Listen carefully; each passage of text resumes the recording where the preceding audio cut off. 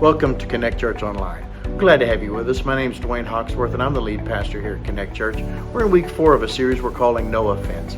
It seems like everything around us offers plenty of opportunities to be offended each day. Today we're going to talk about something that can affect anyone and everyone. Something we all need to be watchful that we don't allow into our heart. Let's learn together how to live with no offense. Before we get started today, let me tell you how you can connect with us and keep up with the events here at Connect Church in Waco. I'd also like to let you know how you can give and support what we're doing if you'd like. Get your cell phone and text the words Connect Church to 94,000.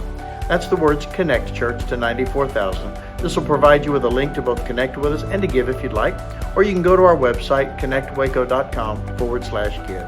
If you'd like to connect with us by mail, our mailing address is Connect Church, P.O. Box 4317, Waco, Texas 76715. There'll be a screen at the end of our time together with this information too. Thank you for watching today, for connecting with us, and for supporting what we're doing here at Connect Church in Waco. Before I bring today's message, our band has a song for you. I want to thank you again for joining us, and I hope you enjoy this week's online celebration.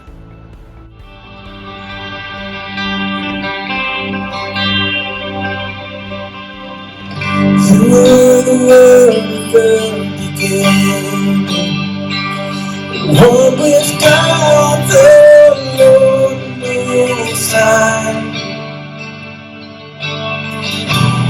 Hidden glory in creation, now revealed in you are Christ. What a beautiful name it is! What a beautiful name it is! The name of Jesus Christ our King. What a beautiful name it is! Nothing compares to this. What a beautiful name it is! The name of Jesus.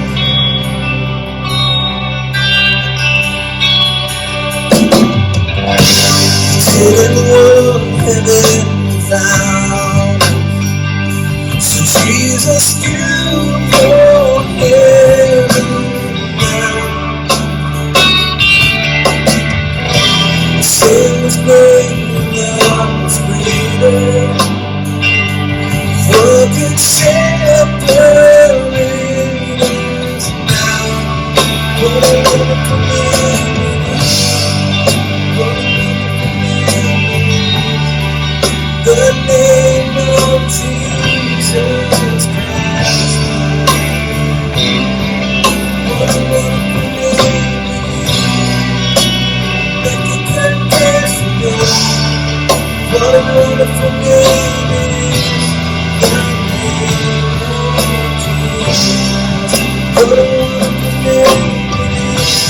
The name of Jesus. Death could not hold the veil torn before you. Silence the voice of sin and grave. The heavens are open, praise and Lord. For you are raised to life again. Sing like the light.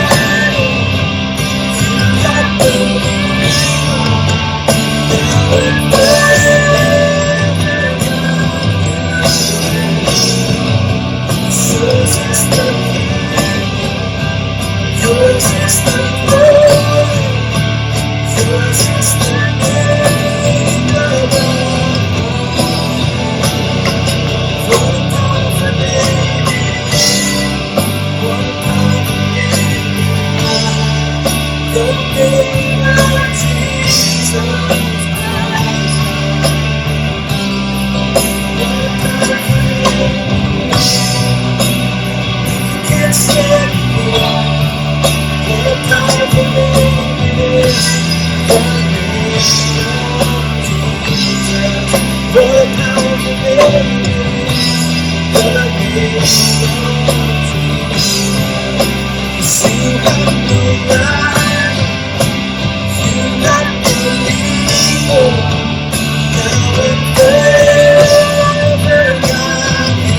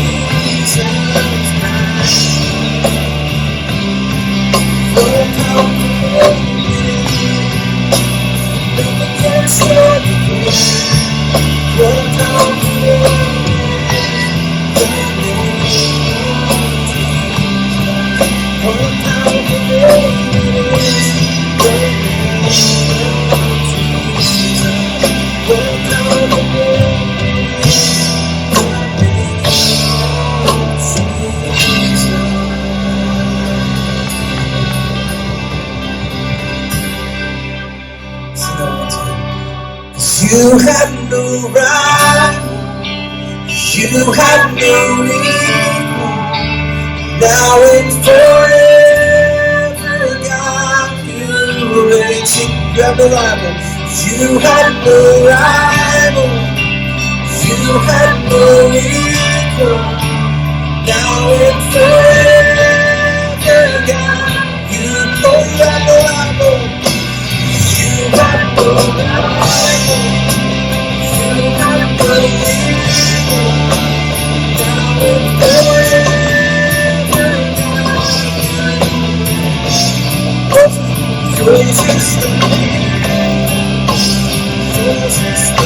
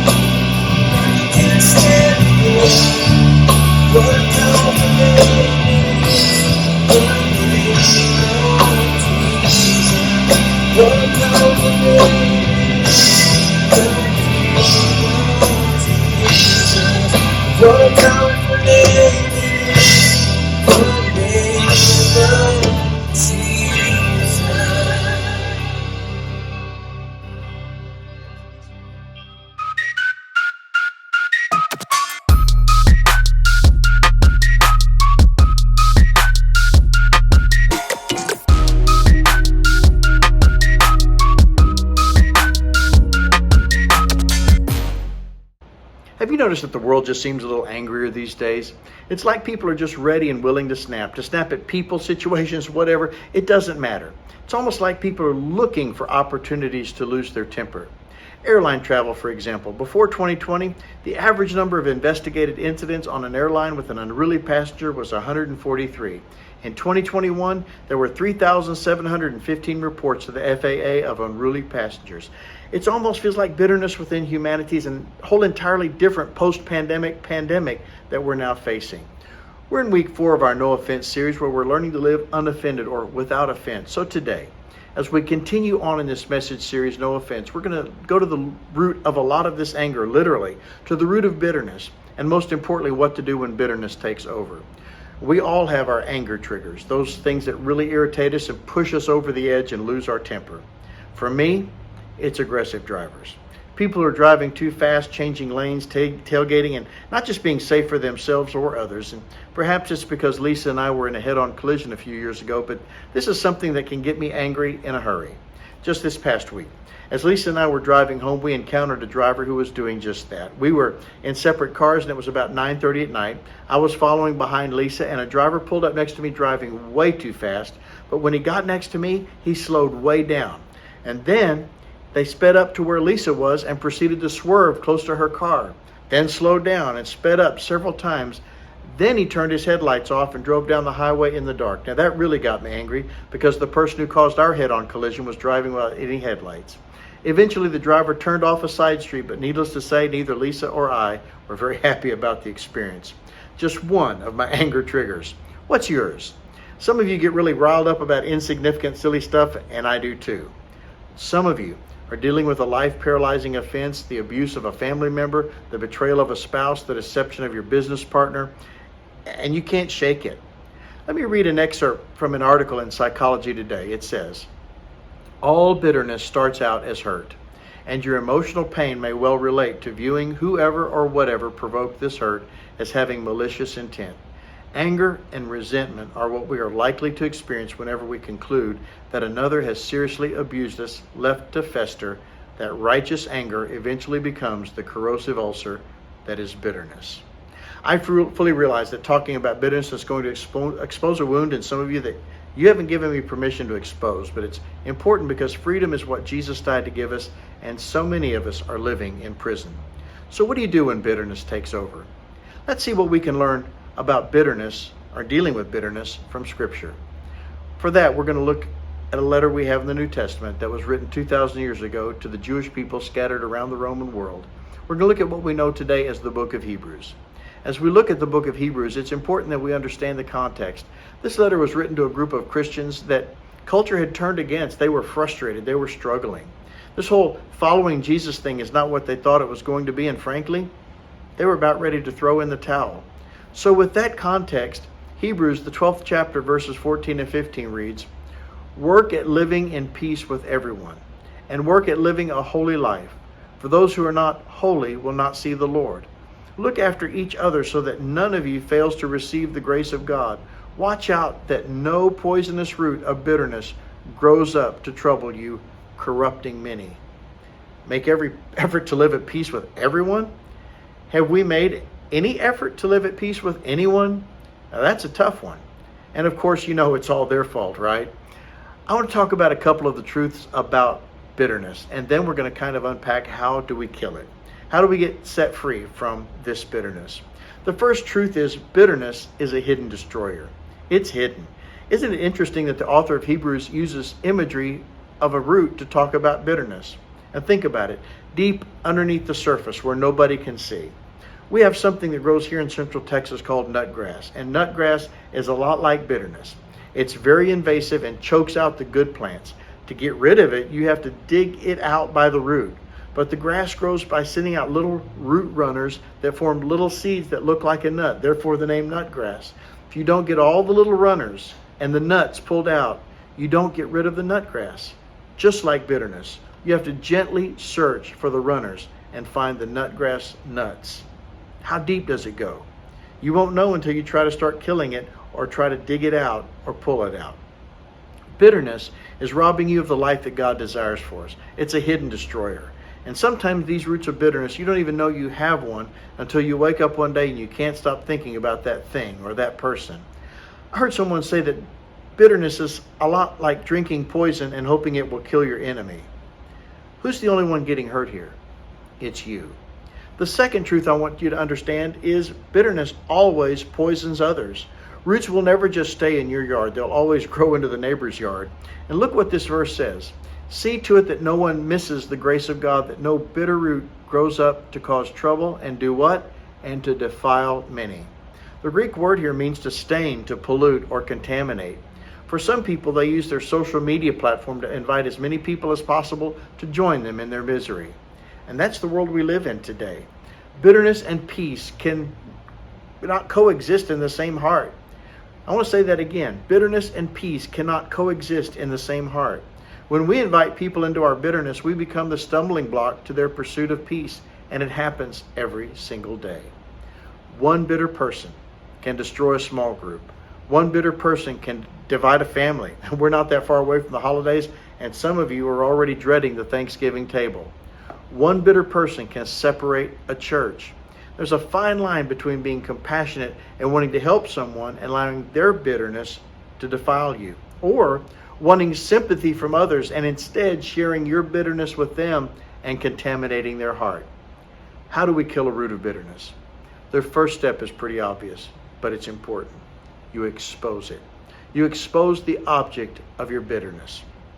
Look at what the Apostle Paul wrote about this to the followers of Jesus in the city of Ephesus. You can read it in the New Testament letter of Ephesians chapter 5 and verse 11. Paul wrote, "Take no part in the worthless deeds of evil and darkness. Instead, expose them." As followers of Jesus, we're to have nothing to do with the worthless deeds of darkness. Instead, what does he say? Expose them. Bring them out to light. Have you admitted to yourself that you have roots of bitterness in your heart? Have you said it? Have you written it down? You cannot heal from that which you're unwilling to admit. Think about that. You cannot heal from that which you're unwilling to admit. Secondly, and this is where we're going to get a little bit challenging, is we're going to cancel their debts. Before Paul takes us to the point where he says, make sure, see to it that no bitter root grows up to cause trouble, he says, make sure that no one misses the grace of God. It starts with a profound reality that I'm forgiven and I don't deserve it. And that leads us to feeling a profound sense of gratitude, which then makes us more accepting of other people, which makes us more overflowing with love. Without God's help, His grace, we cannot be set free from a root of bitterness. So we're going to cancel their debt. You cancel their debt because God canceled yours. Now, if we really want to be completely free and healed from bitterness, once you've canceled their debt, you're going to pray a blessing for your offender. You're going to bless them. Jesus tells us in the New Testament letter of Luke, love your enemies, do good to those who hate you, bless those who curse you, and pray for those who mistreat you. The word bless is the word we get eulogy from. You've been to funerals where someone gives the eulogy. Bless means to speak well of. Does God want you to be free from this bitterness? 100% yes. Does God want to leverage grace through you to impact others? Yes. But you have to do the unthinkable. I've got to call it out. I have to muster the courage to say, I cancel your debt and I will not hold this against you. And then we're going to do what Jesus taught us. We're going to speak and pray a blessing over those who've hurt us. We're to be kind. We're to be kind and compassionate to one another, forgiving each other, just as in Christ God forgave you. You don't have to have the courage to muster up forgiveness. You can't create it. You're simply passing along what has already been given to you. And when we do, we will produce spiritual fruit that not only bless our lives, but the lives of everyone else around us.